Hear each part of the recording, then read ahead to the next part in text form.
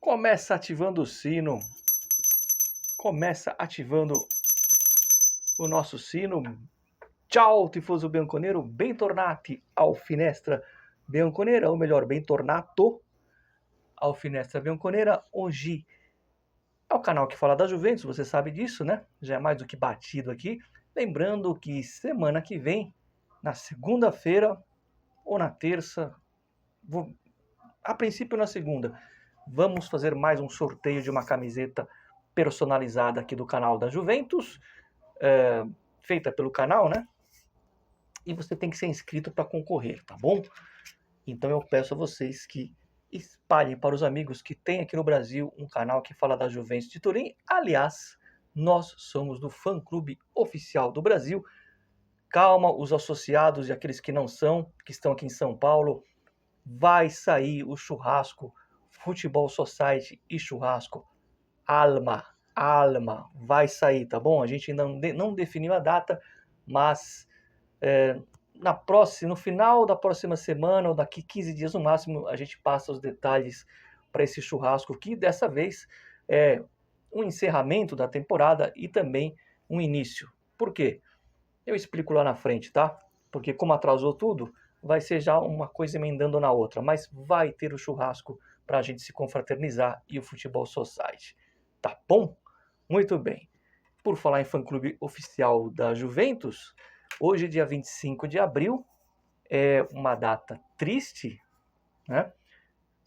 Foi no dia 25 de abril que nos deixou Andrea Fortunato.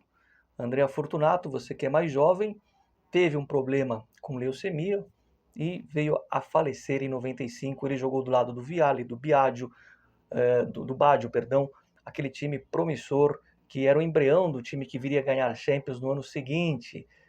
Se você não conhece o Andrea Fortunato, dá uma olhada aí.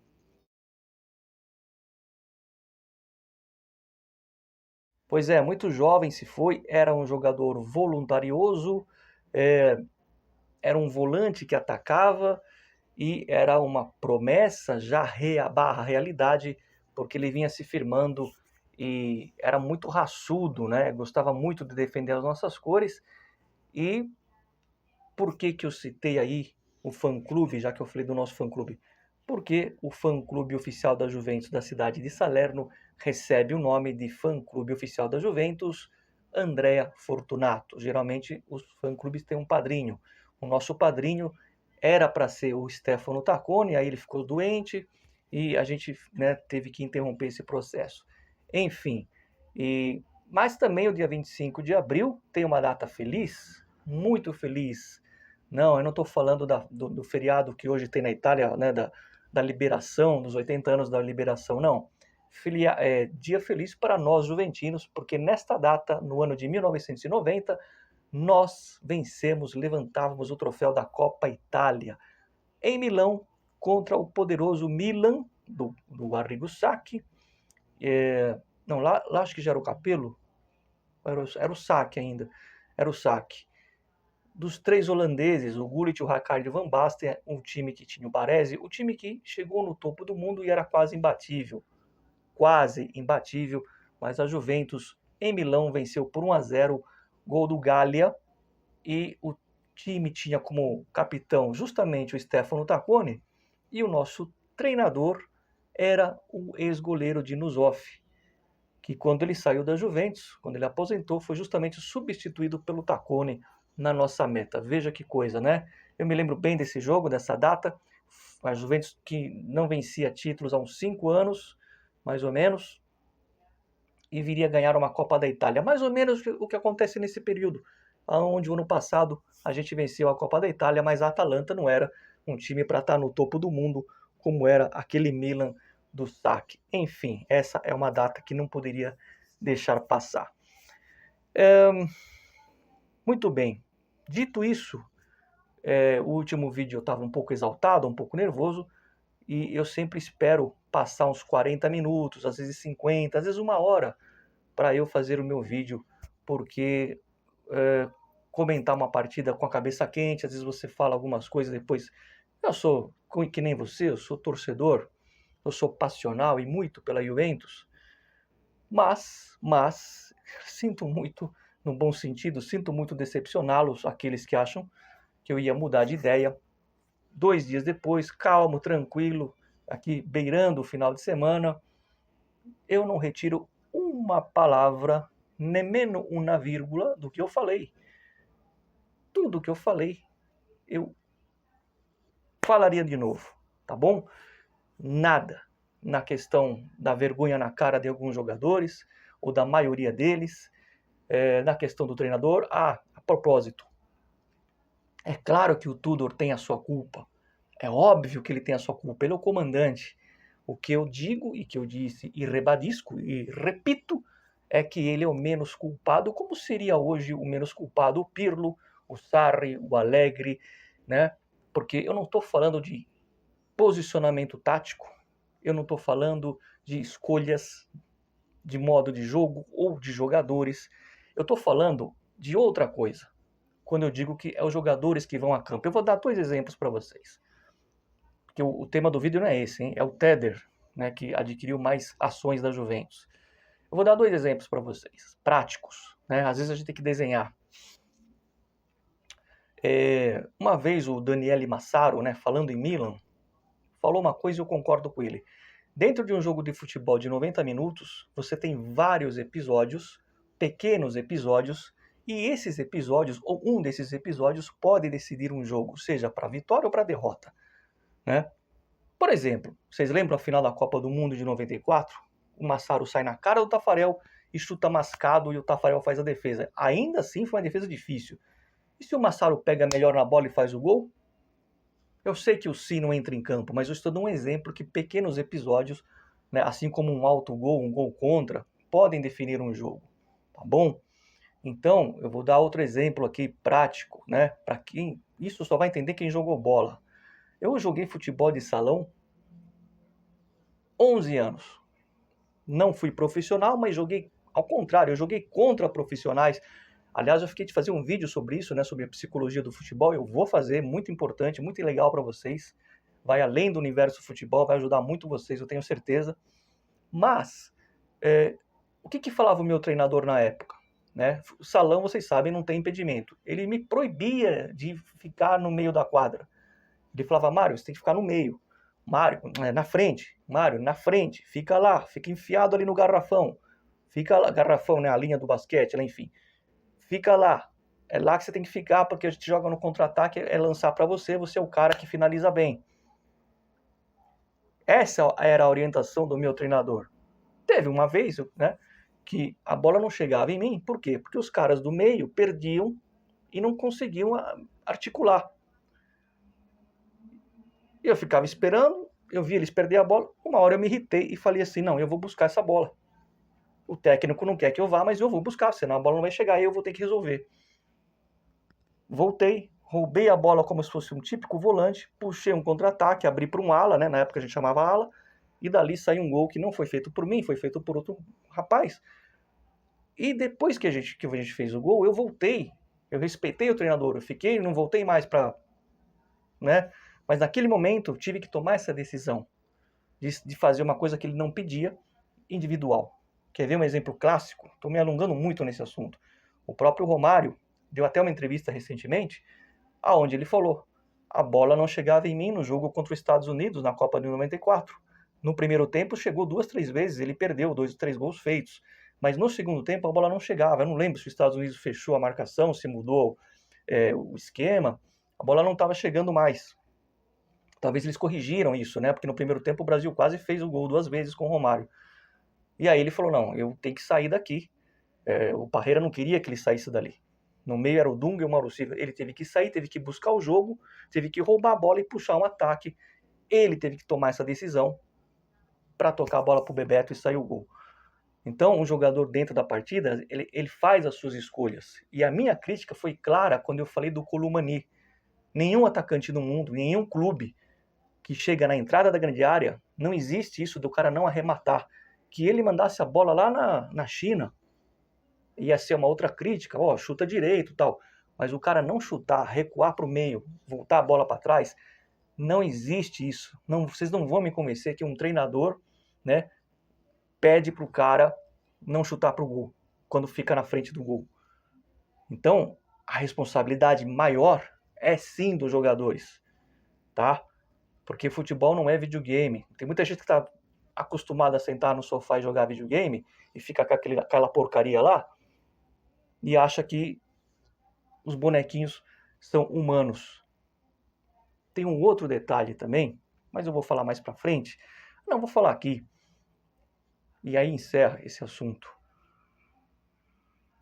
O treinador é responsável por 30% do sucesso de um time em campo. Quem fala isso? Tele Santana, Luxemburgo e Pepe Guardiola. Não é eu que estou falando. Tele, Luxa e Guardiola. O treinador é responsável por 30% do sucesso ou do fracasso em campo. É claro que quando o time perde, eles vão na coletiva e falam a responsabilidade de mim, eles brindam o clube.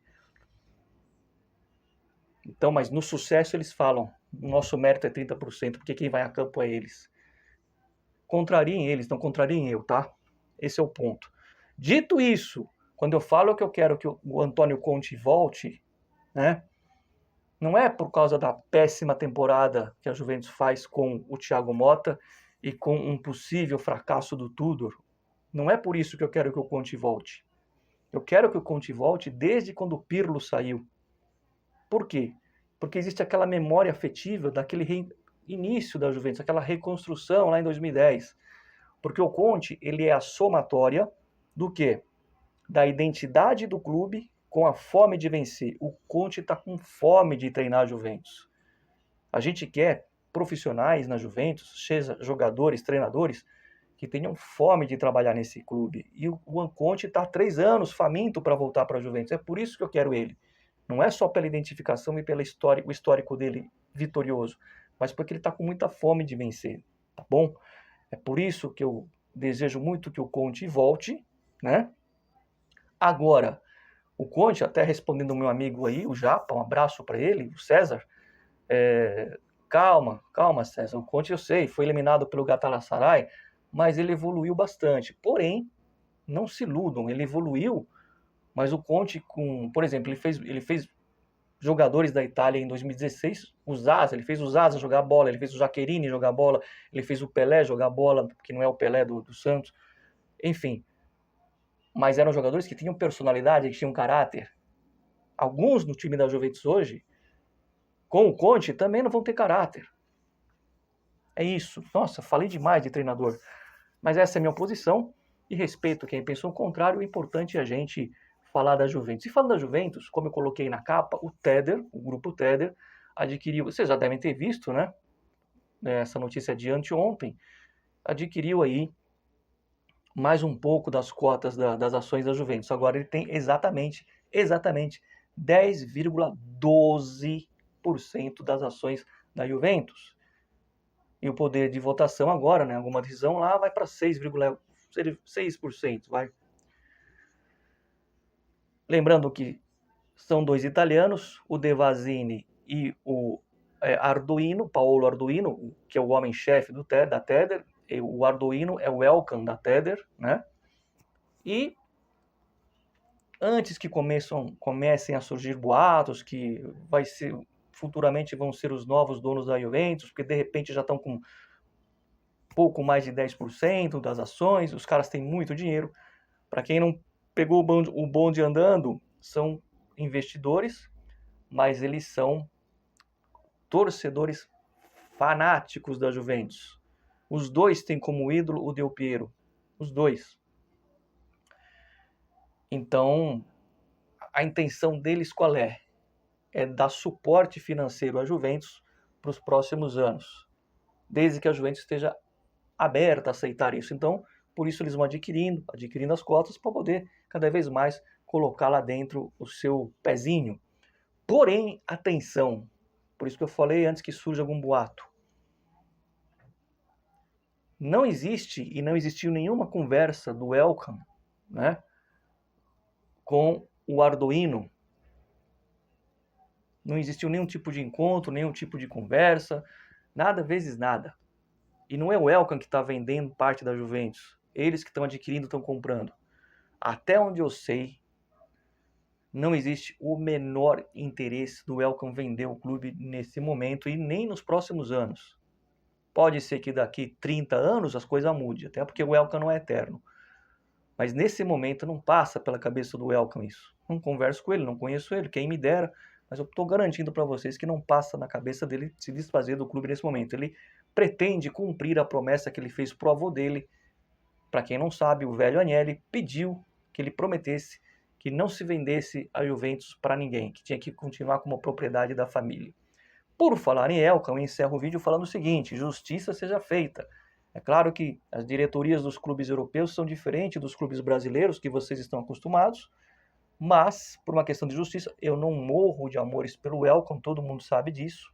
E eu queria muito que o Agnelli voltasse nesse momento, e o Agnelli ensaia uma volta, mas para ele fazer essa volta ele vai ter que entrar num acordo com o Elkan, porque senão vai ser difícil.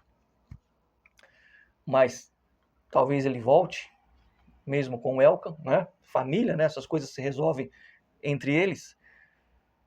Mas justiça já feita, fiquei sabendo. Como que a gente pode definir esse tipo de coisa que eu vou dizer aqui em termos de credibilidade? De 0 a 10, 9,5 de credibilidade para quem me falou. Que o Elkan está muito revoltado com o desempenho do time na temporada.